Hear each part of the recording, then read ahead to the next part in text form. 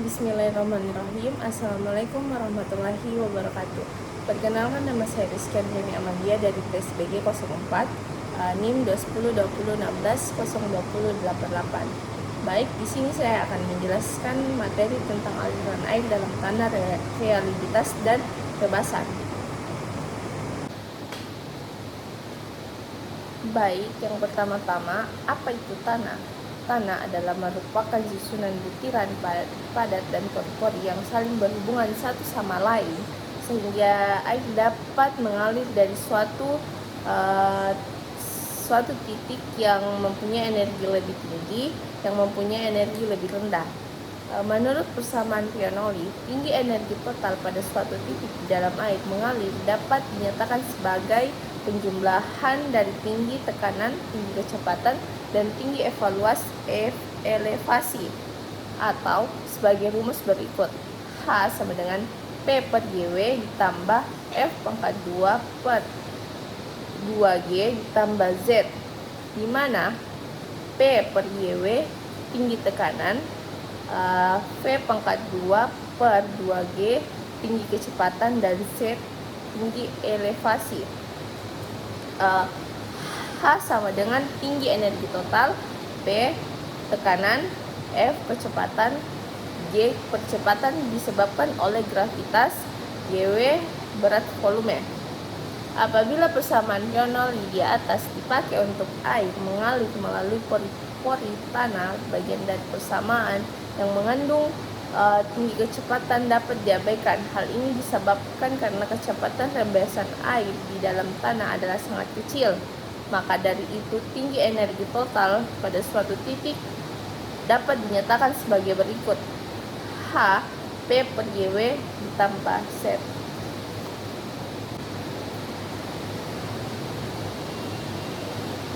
Kehilangan energi antara dua titik A dan titik B dapat dituliskan dengan persamaan gambar di samping.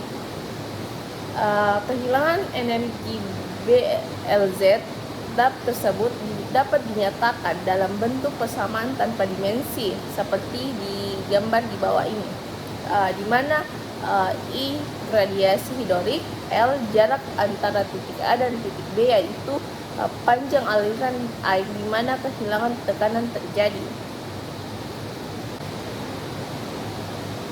Baik, hukum Darcy. Pada tahun 1956, Darcy memperkenalkan suatu persamaan sederhana yang digunakan untuk menghitung kecepatan aliran air yang mengalir dalam tanah yang jenuh dinyatakan sebagai berikut. Adapun rumus di bawah ini yaitu F sama dengan KI, di mana F kecepatan aliran yaitu banyaknya air yang mengalir dalam suatu waktu melalui suatu satuan luas penampang melintang tanah yang tegak lurus arah aliran.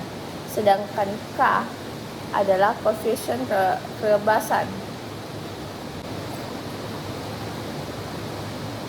Baik, kita bisa lihat gambar di atas yang tadi, yaitu gambar 4.2 variasi kecepatan aliran V dengan radiasi hidrolik. Persamaan di atas pada prinsipnya didasarkan pada hasil observasi yang dibuat oleh Drake untuk aliran air dalam pori-pori pasir yang bersih. Perlu diperhatikan bahwa persamaan 4.6 adalah serupa dengan persamaan 4.5, yaitu keduanya berlaku untuk keadaan aliran laminar dan berlaku untuk bermacam-macam jenis tanah.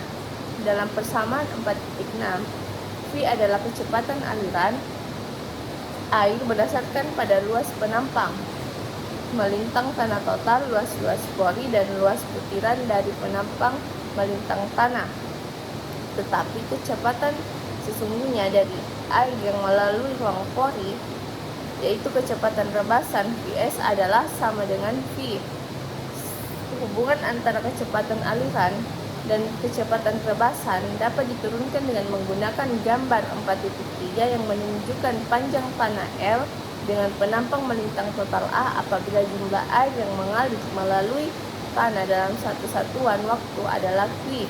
Maka rumus di bawah ini yaitu V sama dengan VA sama dengan AV sama V3, di mana V3 kecepatan rebasan yang melalui pori-pori tanah, AV luas pori-pori penampang melintang contoh tanah. Tetapi A sama dengan AV ditambah A3, di mana A3 luas butiran dari penampang melintang contoh tanah dengan menggabungkan persamaan gambar 4.7 dan 4.8 didapat V sama dengan V dalam kurung AV ditambah A2 balas kurung sama dengan AV V3. Baik, hukum Darcy didefinisikan oleh persamaan 4.6 menunjukkan bahwa kecepatan aliran V mempunyai hubungan linear dengan gradien hidrolik I dan grafik dari hubungan tersebut melalui pusat sumbu seperti menunjukkan gambar 4.4. Telah melaporkan 4 hasil pengujian yang dilakukan pada contoh tanah lempung yang strukturnya belum rusak.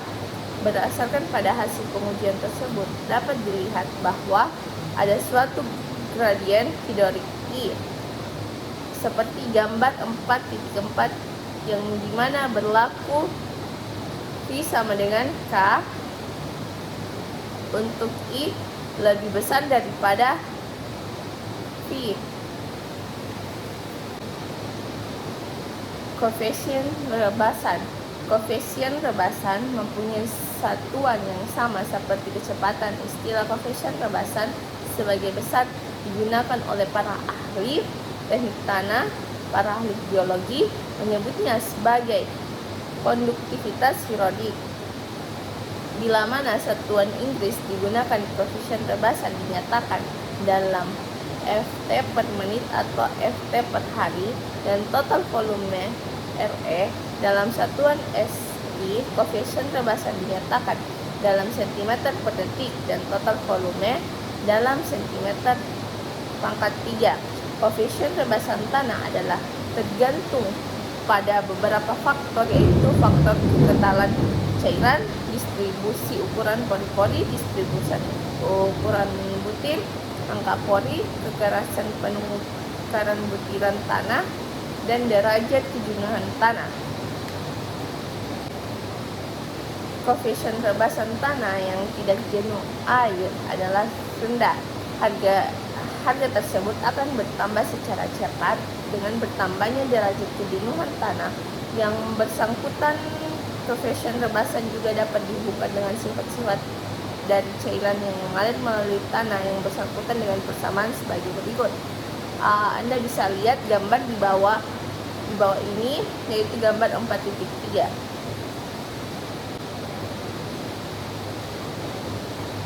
Ada 2 macam uji standar laboratorium yang digunakan untuk menentukan harga koefisien rebasan suatu tanah, yaitu uji tinggi konstan dan uji tinggi jatuh. Uji tinggi konstan susunan alat. Untuk uji tinggi konstan ditunjukkan dalam gambar 4.5. Pada tipe percobaan ini, pemberian air di dalam saluran pipa masuk dijaga sedemikian rupa sehingga perbedaan tinggi air di dalam pipa masuk dan pipa keluar atau outlet.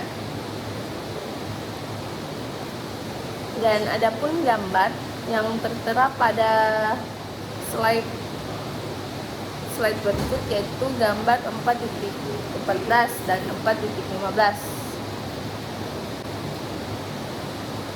Sedangkan uji tinggi jatuh, susunan alat yang digunakan untuk uji tinggi jatuh ditunjukkan pada gambar 4.6 yang seperti di samping.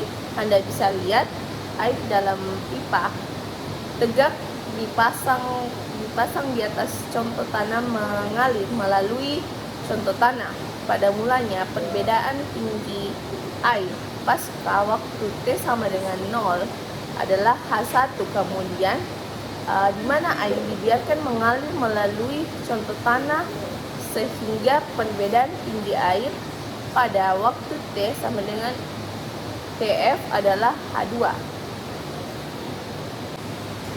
Baik, itu yang bisa saya jelaskan materi tentang aliran air dalam tanah, perioditas, dan rebasan. Adapun kesimpulan yang sedikit, perioditas merupakan sifat bahan berpori yang memungkinkan aliran rebasan dari cairan yang berupa air atau minyak mengalir lewat rongga pori.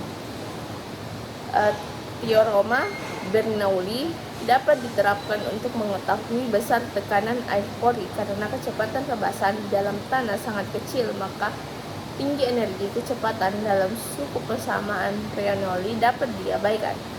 Itulah sedikit yang bisa saya sampaikan. Mohon maaf jika ada kata salah. Assalamualaikum warahmatullahi wabarakatuh.